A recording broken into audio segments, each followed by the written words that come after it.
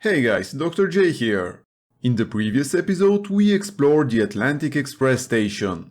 Unlike the first game, in this one it seems we won't be using the bathysphere to move around Rapture, but instead we'll be traveling by train. We almost got killed by Sophia Lamp again, but managed to survive her trap and made our way to Tenenbaum. She told us we need to find and save Eleanor because the bond between a big daddy and a little sister is still active, and we'd literally shut down if we don't reunite with her soon. Tenenbaum also said that she has other business in Rapture, so she won't be guiding us anymore, and instead asked us to find Sinclair, who she believes can help us in saving Eleanor. I have my doubts about this, but it's not like we have much of a choice. Okay, so we are entering Ran Amusements via the Atlantic Express... train station? I'm not sure what to call it, to be honest. It looks more like an underwater monorail than anything. Whoa there! Now better apply the brakes unless you're aiming to dash yourself against that glacier up ahead. Now, unlike Bioshock 1, there's no way to return to the previous levels. It's not a huge deal, but it does make the world feel somewhat disconnected. As you can see, Chief, the station here's iced over. To reach Eleanor Lamb at Fontaine headquarters, we'll have to clear the way. Now, in order to melt that ice, you'll need a plasmid, like a handful of hellfire. We used to sell a fine old product called Incinerate in the amusement park up yonder. Go on and find a way in. I've already been on all the rides. To further expand on what I was saying, the fact that we can't go back means we'll have to plan a little when trying to unlock all the achievements in the same run. They are not terribly demanding or difficult, but there are quite a few that you could potentially miss. Right, so let's try to find this Incinerate plasmid. I somehow doubt it will be as easy as Sinclair made it out to be. Oh yeah, I forgot to mention something about the Vita Chambers. I've disabled them because of the Unbreakable, Granddaddy and Big Brass Balls achievements. I'd like to talk a bit more about the Vita Chambers, but there's an audio diary ahead of us that I'd like to listen to. Eleanor is progressing brilliantly. My physical participation in her birth was minimized, of course. It is vital that I am unhindered by nature's crude bias. I will be, above all, her intellectual progenitor, loyal not to her, but to the people she will ultimately save. But I admit, it is with some measure of pride that I review her marks in standard intelligence tests. As an agent of our beliefs, she may surpass even me. Well, that settles it. The Mother of the Century award goes straight to Sophia Lamb. Okay, so let's get back to the Vita Chambers. Now, although I've disabled them, originally they were supposed to work for Delta the same way they did for Jack from Bioshock 1. And while I understand the dev's decision on using them, I do feel there was never a sufficient lore explanation on why they work. You're a rare old model, son. Alpha series, I believe. Now, Rapture's full of scientific wonderments just like you. And if we can sell them to the world at my price, well, curing your condition ought to be a cakewalk. Once we find Eleanor, the sky's the limit. Oh, I do so hope we'll get this minigun soon. Ah, there's also a power to the people upgrade station here. In this game it works a bit differently. You can choose between two upgrades for each weapon, and after unlocking both, there's a final third upgrade. As you would expect, we'll be getting an achievement both for the first time use of the station, as well as for finding all 14 of them. 14 are not enough for upgrading all weapons to their maximum, but I'll mostly be using the rivet gun and the spear gun anyways. I was hired to engineer a park the likes of which no man has seen. Now all I do is watch over it like a grizzled sheepdog. My first line of mechanical puppets made the children here cool with wonder. But Ryan thought my vision was immature. Antiquated, he said. This place could have been something magical. But instead, he turned it into a school. No, a cathedral. dedicated to himself. There's a little sister gathering in this room, and it looks like her big daddy is nearby. Ah, but here's the ticket we needed to enter Ryan Amusements. Jim dandy. That'll get you in the park. But buying Incinerate's gonna cost Adam. It's a sort of genetic goo that lets you rewrite whatever God gave you. The little sisters carry the stuff, as you may recall, so you'll need to locate one. I heard whispering near the El Dorado Lounge. Have a look. Sure, a huge big daddy banging on the glass couldn't break it, but a generic splicer got through it just like that. Not that I'm complaining, after all we did get the minigun, or rather the machine gun as it's called here. So, yeah, let's try using it.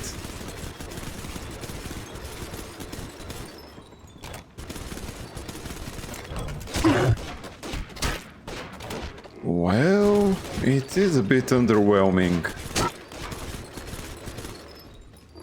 Seriously, if I was using the rivet gun, those splicers would be dead already.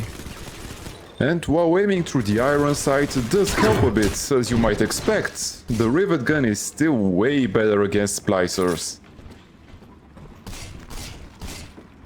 Okay, looks like we've cleared all the splicers in front of the entrance to the theme park. Let's go use the ticket and enter it.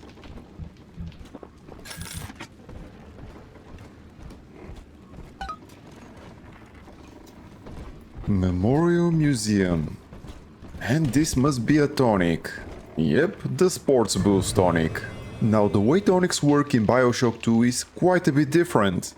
They are not separated in different categories. This makes it much easier to get your ideal loadout. Initially we get to use 4 tonics at the same time, and eventually this can be upgraded to 18. His sleep interrupted with a singular purpose. Here, he shouts to his crewmen as he wipes sleep from his eyes.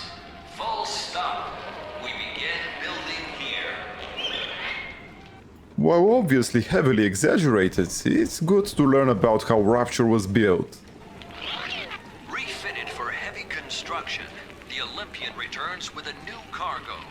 A state-of-the-art submersible platform, nicknamed the Sinker, ferries supplies and workers to the sea floor, fathoms below.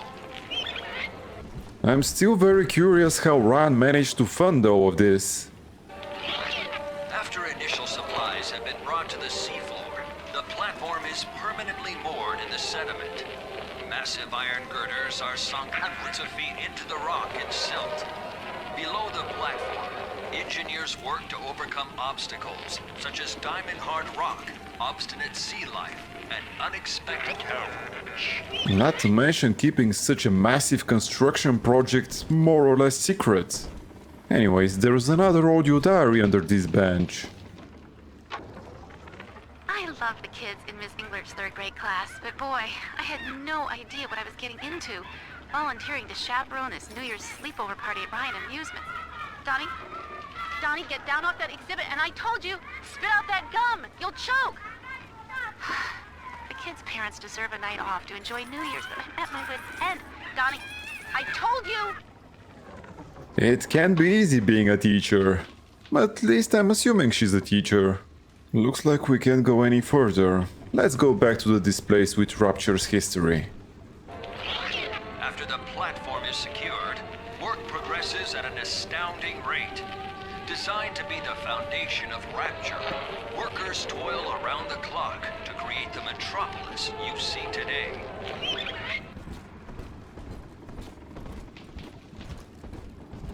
Well, I think we're done with the introductory hall. Let's try this gift shop. Actually, now that I think about it, did I check right of the entrance, where the broken floor is?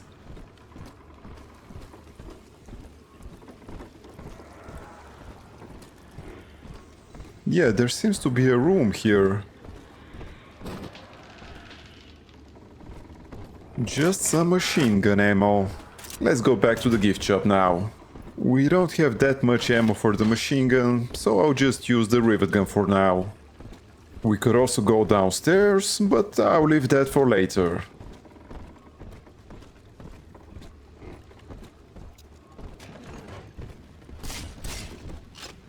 Okay, there are a few splicers here and an ammo vending machine.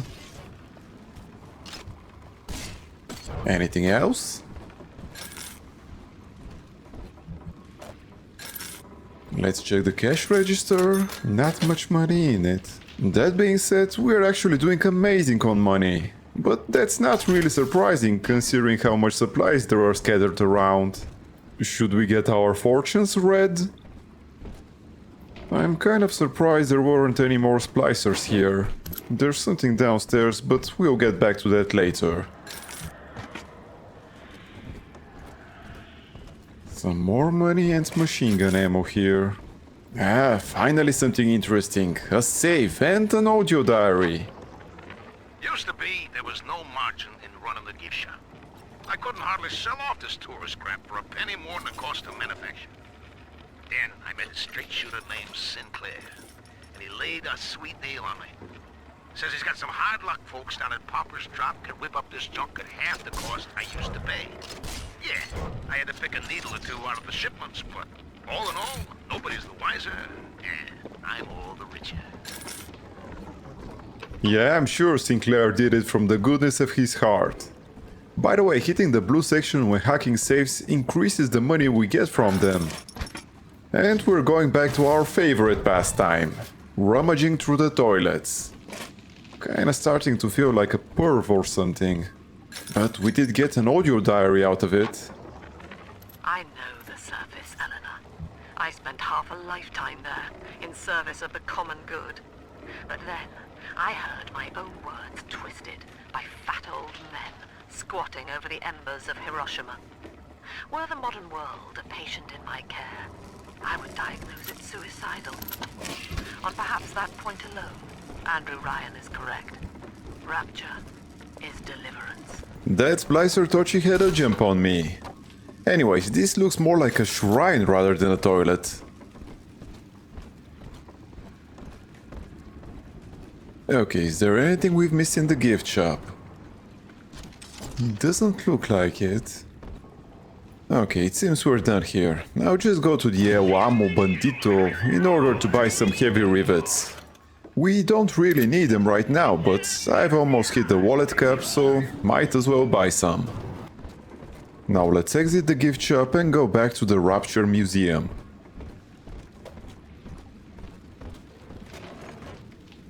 Next we can try the El Dorado. Wait, I think I heard something.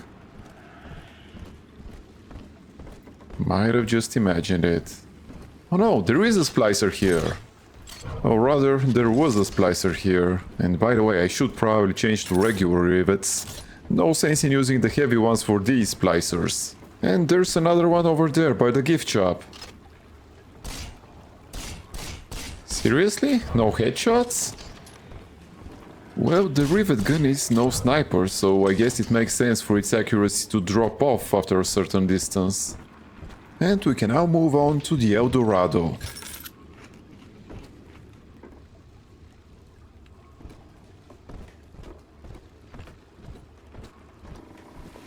Oh, hi there! Playing a little golf, I see. Let's check the surroundings before going in. Just some food here. And some money. Well, technically, shouldn't they be allowed inside? Big Daddies are kind of a service staff. Okay, there's nothing else around here. Let's check the lounge. Is that another gift from Eleanor? Until you arrive, Father, I'm trapped here. Smuggling these gifts out is the most I can do to help. I'll slot the tonic for now, since we don't have anything better, but it's not like we'll have much use out of it. We must account for Eleanor Lamb speaking. Mum says I'm not to play with the other children because they're being raised on a diet of dog-eat-dog. I wanted to see these dog-eaters, so I waited until Mum was gone and went out to find one. And guess what? The dog-eaters wear human skins. It makes them look just like us. I don't know why, but I'm reminded of that old movie, They Live. Okay, so this will be our first Big Daddy fight. let's see how it goes. Conveniently, we have a disabled security bot we can hack. It should be a big help. Here we have a health station and a circus of values. We're going to hack those as well. Nice, we received a spare first aid kit and an Eve Hypo. Now that Big Daddy won't bite until you do. But to get to Lil Sis, you gotta put the old boy down for good. I'll start off by setting all my available trap rivets and then throwing an oil drum at him. After that we'll throw another one. Throwing objects in this game feels much more accurate compared to the previous one. That being said, we did less damage than I hoped. I'll be using the heavy rivets since the regular ones just won't cut it. Since he's a bouncer, my strategy will be to keep him stunned whenever he gets close enough to melee me. The heavy rivets are doing great damage on him. Unfortunately, they were barely not enough. Still, it was an okay fight. Take a breath, son. You did it. Now, just let her ride on your shoulders and she'll trust you like her own daddy. Adopting this little sister, we will also unlock an achievement. It's basically a story-related one. We're in business. Now, there are corpses all over Rapture, and little Dimples there can sniff out the atom on them. Find one. I found one of those children at last. Filthy dress, all alone. I approached her, praying that it was my little girl. But she was gorging herself on blood from a corpse. It wasn't her. I stared, just reeling. And then that skinny, armored freak that took Cindy jumped me, shrieking like an animal. I escaped, but could Cindy have become one of those things? I've got to find her now more than ever. Okay, so getting Adam is quite a bit different in this game. We don't simply save the little sisters, we'll actually get to make them collect Adam for us. In order to do that, we'll need to find some specific dead bodies that are placed in certain locations. The nearest is down here. Now the way we do this is put the little sister down near the body and she'll start sucking the Adam out of it. During this time, we'll have to protect her since waves of Splicers will come at us. If one of them gets close to her, it will cause her to stop gathering until we deal with him. It is quite similar to the Proving Ground sections in Bioshock 1. There's also a couple of achievements related to that. The first one that I'd like to unlock right now is the Master Protector achievement. In order to do that, the little sister has to finish gathering Adam without receiving damage or being otherwise interrupted. I should be able to do that relatively easy by setting up lots of trap rivets. Luckily, there's a vendor right here, so I don't have to worry about the ammo I currently possess. Unfortunately, I can't just mine this whole area, even if I did have enough money, since there's a set limit of trap rivets that can be active at one time. Adding more will cause the oldest ones to despawn. Trapping both staircases should be enough to deal with them. Standing in the right position during the waves will make it pretty easy to pick them off when they charge at us. Okay, this should be fine. As an added bonus, this will also help quite a lot with the Trap Kills achievement. That is a child of the family, not a toy for you to exploit and discard. It is fitting that you expire here. One more forgotten curio in Ryan's shrine to the self. Here they come. Keep the Splicers off her now till she's finished, or they'll never give up the hunt. The most annoying are the ones that drop from that walkway up there. It's kind of difficult to headshot them while they're falling, and once they're down, we'll have only very little time to deal with them before they're close enough to interrupt the little sister. Using the electro ball to stun them makes things much easier.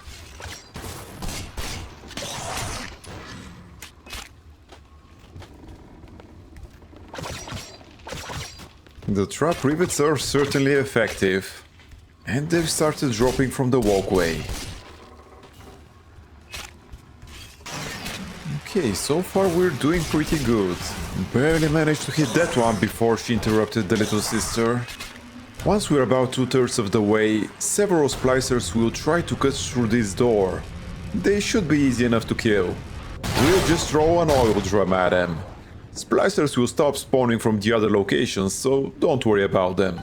And there we have it. We managed to get a relatively annoying achievement. For each little sister we adopt, we can do 2 gathers before having to send her home through the vent. It is at that point we can decide her fate, similarly to the previous game. Let's collect the unused strap rivets and continue through the door the Splicers just opened.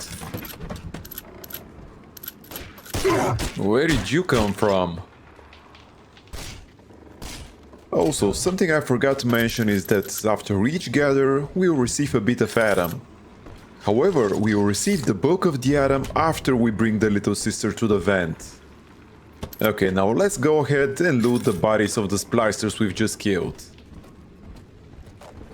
This will take a while, as there are quite a lot of those. Actually, it took way less time than I thought. Anyways, we're in a pretty good shape, so let's continue. Looks like we have more animatronic exhibits here. And another staff-only door we can't unlock. Let's press the button. Hello there. My name is Andrew Ryan. I built the city of Rapture for children just like you, because the world above had become unfit for us. But here, beneath the ocean, it is natural to wonder if the danger has passed, if those we left behind will ever come to their senses. So, let us imagine, you and I, what might befall us on the surface. Now that I think about it, where are all the children? I mean, we've seen a few little sisters, but there obviously were quite a lot of children in Rapture. Were they able to evacuate? Here come more Splicers. I didn't see the one up there.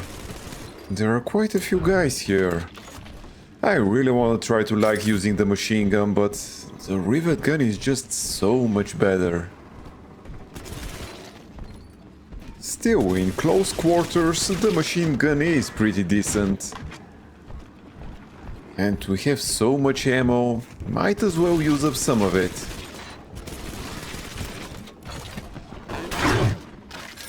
Actually, the drill is pretty effective as well. Now that we've dealt with all of the Splicers that were attacking us, let's look around a bit more. This staff-only door looks a bit different. I'd wager there's a way to open it up. Before getting on the journey to the surface right, let's check around some more. Okay, there's some heavy rivet ammo and an audio diary. I think all of the children have finally fallen asleep. And now that the park is all quiet, I can't sleep myself. I guess it's just you and me, Mr. Voice Recorder. You, me, in 1959. I wonder what the new year will... What was that? Something's happened. The lights are going out. Kids, stay in your sleeping bags. It's gonna be fine. If I'm not mistaken, this must be when Atlas's surprising began. Basically the beginning of Rapture's civil war.